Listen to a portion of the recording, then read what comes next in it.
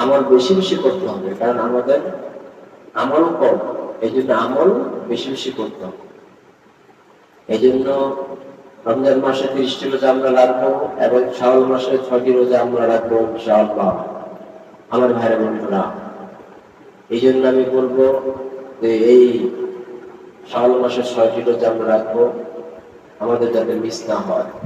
শাওয়াল মাসে 6টি রোজা যদি আপনি রাখতে পারেন, পুরো একটি বছরের রোজা রাখার সওয়াব পাবেন।